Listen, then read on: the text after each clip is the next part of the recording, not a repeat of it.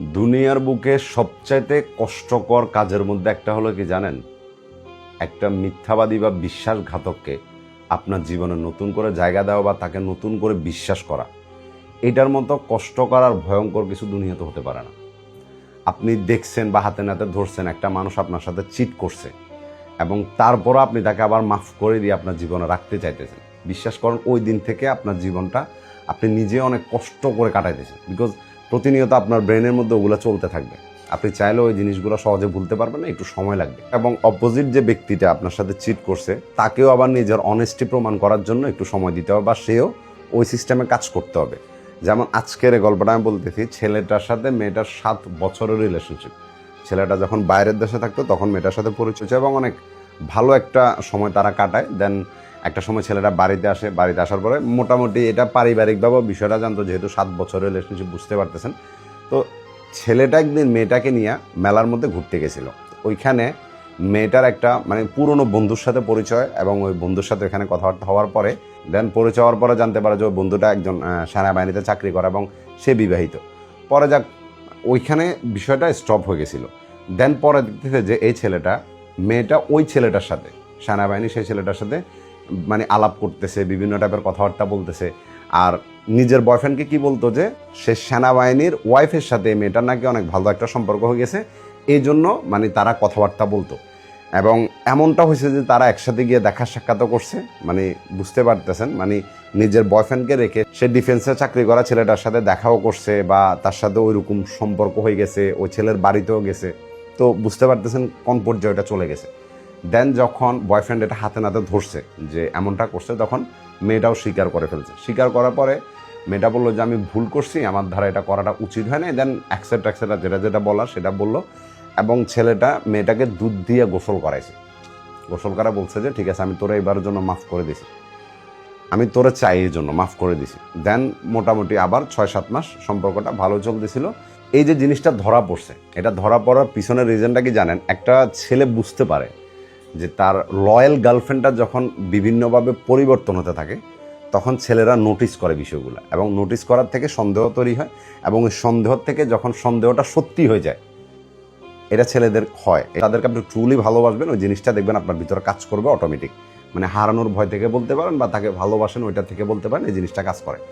দেন ছেলেটা কি করছিল, একদিন যখন মেয়েটার প্রতি সন্দেহ কাজ করতেছিল তখন তার ফোনটাকে সে নিয়ে ইমো বা হোয়াটসঅ্যাপ এগুলো তার ফোনের মধ্যে ইনস্টল করে রাখছে। মেয়েটা যে ইমো বা যে হোয়াটসঅ্যাপ চালাইতেছে এটা ছেলেটাও চালাইতেছে। তো ওইভাবে এটা জানতে পারছিল। দেন মোটামুটি 6 মাস কেটে গেল মাফ করার পরে। দেন একদিন মেয়েটার বাসায় যখন ছেলেটা গেছিল চাটা খাওয়ার জন্য, চা খেয়ে আসতেছিল, দেন দেখতেছে যে সেই ডিফেন্সে চাকরি করা ছেলেটা মেয়েটার বাড়ির আশেপাশে ঘুরতেছে। তখন এবার ছেলেটার কাছে আবার সেম সন্দেহ চলে আসছে। তো পরে ছেলেটা আবার একটু যখন এটা নিয়ে কাজ করা শুরু করলো বা তার সন্দেহর তীরটা যখন একটু আটকা পড়ে গেল, দেখতেছে যে এই মেয়েটা নিজে ছেলেটারে টেক্সট করতো, বলতো যে আমি তোমার কাছে আনতে পারি না বা তোমার সাথে কথা বলতে পারি না, যে এই জন্য কি তুমি আমার সাথে সম্পর্ক রাখবা না, বা আমি তোমাকে ভালোবাসি, তুমি এটা জানো না। ডিফেন্সে চাকরি করে ছেলেটাকে এই মেয়েটা নিজে বলতেছে, বুঝতেছেন? তখন ছেলেটা ডিফেন্সে চাকরি করা ছেলেটা কিন্তু মানা করতেছে, তারপরে মেয়েটা বলতেছে এগুলা।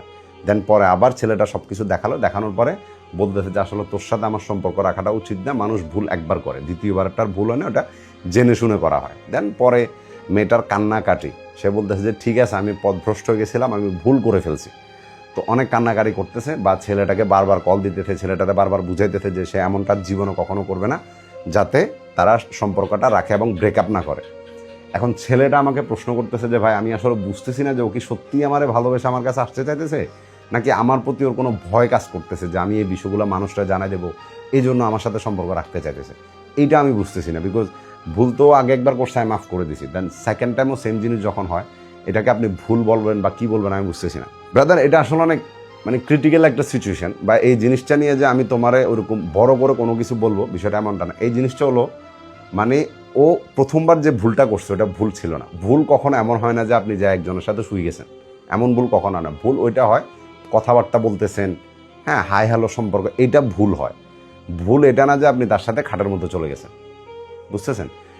সেকেন্ড জিনিস হলো, ওই এত বড় একটা ঘটনা ঘটার পরেও যাকে আপনি মাফ করে দিয়েছেন, আপনার জীবনে আবার জায়গা দিয়েছেন, সেই ব্যক্তিটা যখন আবার সেম কাজ করবে তো আপনি ভুলে যান যে এটা ভুল করছে, সেটা জেনে শুনে করছে। আর এরপরে আপনি যখন মাফ করবেন, এরপরে যেটা করবে সেটা আরও ভয়ঙ্করভাবে হবে। এটা আমি বলে দিচ্ছি। মানুষের চরিত্র বদলায় না, এটা মনে রাখবেন।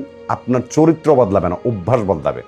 সে হয়তো এবারে যদি এবার ধরা পড়ছে না, এর থেকে এর পরের বার প্ল্যান আরও ভয়ঙ্করভাবে করবে, কিন্তু সে পরিবর্তন হবে না। আপনি এতটুকু করতে পারেন যে তাকে তার মতো 6 মাসের জন্য আপনি ছেড়ে দেন, বা 2-3 মাসের জন্য ছেড়ে দিয়ে দেখেন, যদি তার ভিতরে আপনি পরিবর্তনগুলো দেখেন তাহলে আপন করে নিতে পারেন। যেহেতু আপনি বিয়ে করেন না, এই জন্য আমি কথাটা বলতেছি।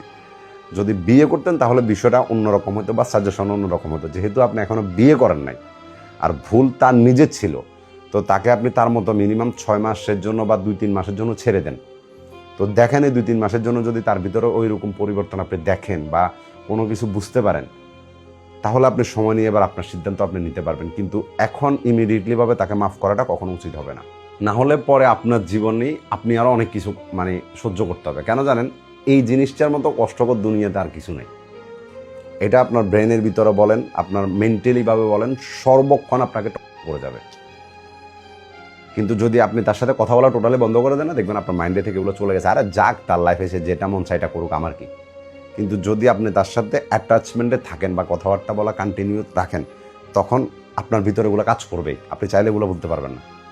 আর যতটুকু পারবেন নিজের বন্ধুবান্ধবদের কাছে বিষয়গুলো শেয়ার করবেন। যাদেরকে আপনি অনেক ক্লোজ মনে করেন তাদের কাছে বিষয়গুলো শেয়ার করেন। একদম সব কিছু শেয়ার করার দরকার নেই, কিছু কিছু জিনিস শেয়ার করা দরকার। তাহলে আপনার মেন্টালিভাবে আপনি সাপোর্ট পাবেন। না হলে কী হবে, নিজে নিজে মাথায় অনেক কিছু চিন্তা করে করে নিজে অনেক খারাপ অবস্থায় চলে যাবেন। বুঝতেছেন? তো তাকে সময় দিন, তার সাথে কথা বলা বন্ধ রাখুন এখন। এইটা আপনার জন্য সবচাইতে ভালো হবে। কিন্তু যদি আপনি তার সাথে কথা বলেন, কোনো না কোনো রকমে আবার সেম থিংগুলো আপনার মাথার ভিতরে ঢুকবে। কিন্তু যদি কথা বলা বন্ধ করে দেন, দেখবেন আপনার কাছে অনেক ভালো লাগতেছে, আপনি শান্তিতে আছেন। আপনার মাইন্ডে এটা কাজ করেছে, আর তার মন যা আছে সে তা করুক, আমার কি। তো সেকেন্ড টাইম বলেন, থার্ড টাইম বলেন, যারা চিট করে, ধোকা দেয়, তাদেরকে মাফ করা অনেক কঠিন হয়ে যায়। এটা সত্যি কথা। মাফ করার থেকেও কঠিন হলো কি জানেন?